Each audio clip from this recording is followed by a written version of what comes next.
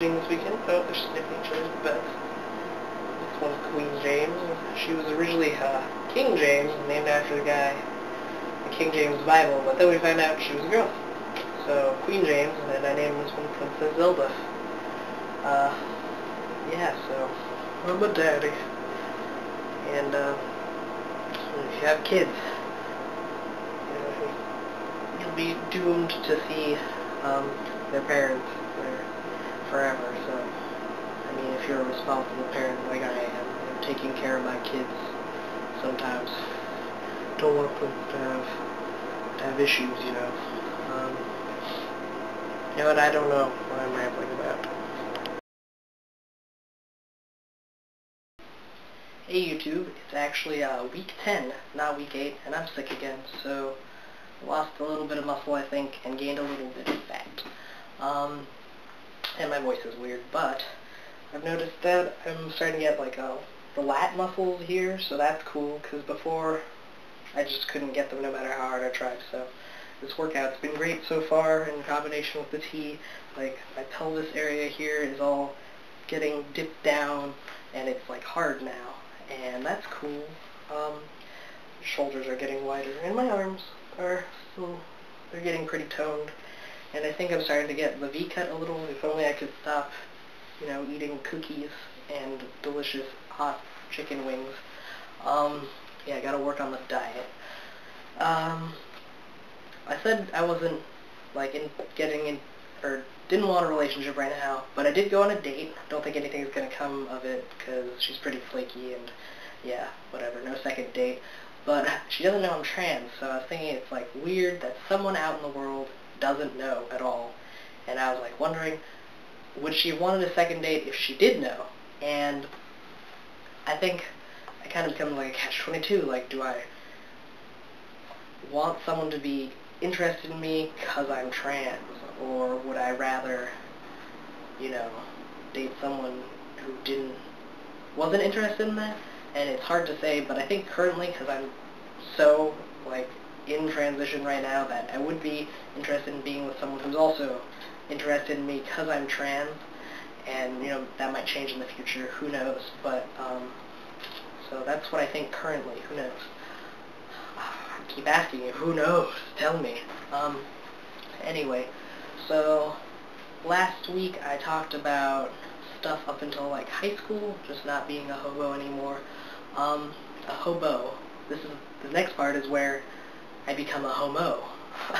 Right, so I spent a lot of time in my freshman year coming to terms with being gay, and it took me a while, but I was like, okay, I like girls, like, that is me, so I didn't really, like, come out, but I started dating girls, and no one was surprised. So, yeah, from there, like, I still felt a little uncomfortable in that role. I didn't feel like a lesbian. I wasn't really, like, super into being part of the gay community. I'm not really good at being part of communities until now. Now that I'm trans, I think I found my thing, to be part of the trans YouTube community. But, yeah, so that was interesting. And in my freshman year of college, we were supposed to write this paper in one of my English classes just about ourselves, kind of like the first intro paper, maybe something like really interesting about ourselves, like a secret, or like about our tattoos or something. And I wrote about how I wanted to be a guy, because that was like my biggest secret, and I was like, that would be a really cool paper topic. So I wrote it, and like my classmates read it and stuff, and they're like, wow, thanks for putting yourself out there, and that is so cool. And I was like, yeah, no problem. Because I didn't know at the time that there were transgender people out there, or that it was maybe, like, possibly social taboo to want to be the other gender, like, because I guess I didn't know it was possible to transition. I didn't think it was a big deal that I wanted this, like, well, I can do anything about it, right? But, yeah, I talked to my professor about it, and she's like, yeah, it was a really cool paper, like, do you think you're going to get a sex change operation? And I was like, what? No, that's weird, because I'd only seen that kind of stuff on daytime TV. It was like, you know, out there with getting a nose job. Like, it was just not something I'd do. But she asked me to keep writing it for myself, and I didn't. But in the paper, I had interviewed my current girlfriend, you know, to see what she had to say about it, and she's like, oh yeah, you totally want to be a dude, like, you only wear men's clothing, you go by the name Bob, you clearly remember anytime anyone's mistaken you for a guy, and I was like, interesting. And like, I still didn't really get it. I was like, yeah, it's a cool paper I wrote. And it's funny, a year later, I met a trans girl, and I was like, my mind was blown. I was like, whoa, there are normal people out there who are transgender. That is so interesting. That just kind of opened the gateway for me, and I met her friends, and they're like, oh, so you go by Bob, do you want to be called he? Are you a he, or are you like a she? And I was like, well, I like it when people, mistake me for he and stuff, and I'm like, well, we'll just call you he. And like, from there, it was crazy. Like, I was like, oh wow, this is totally awesome. And then when I got another job, at that job, I had them call me he, and that really opened the gateway for me. And I started watching YouTube videos, and it was funny, like, I spent a long time debating. I was like, I don't need to transition medically, because, like, I like my body. It's kind of androgynous. It's not as masculine as I'd like. But, like, I look like a little boy. No big deal. But I'd be a little envious of guys who are, like, getting crazy muscle definition and, like, deeper voices. And I was like, man, that is so cool. But I tell myself, I wasn't as excited as the other guys, so maybe, I didn't need to transition medically.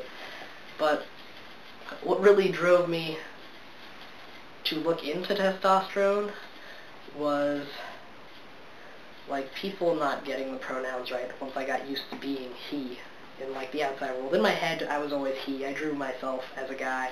I think of myself as a guy. Like, there's no way I was she. But, like, once it was possible that people in the outside world could see me as he, and people were, like, messing up and still calling me she, like, that's when those two sides existed, and there was the difference between feeling good and feeling bad about it, when before it was just like I was just used to being she.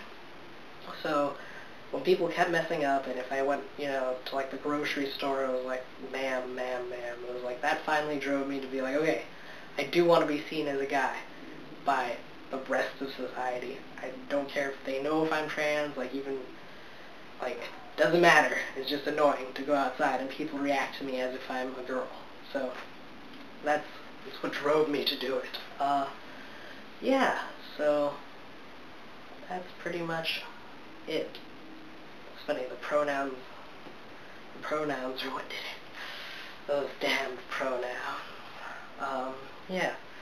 So it was funny because I didn't really want to start T, because I guess what I really wanted to get rid of was my chest. Not that I have a lot going on, and now that I've started and have been working out a lot, it's been disappearing fast. So maybe if I keep working on it, I won't have to worry so much about chest surgery. This binder really helps. Sometimes I'm like, man, it sucks I have to wear this binder. But then I think back to when I had the binder, like, I'm a totally different person.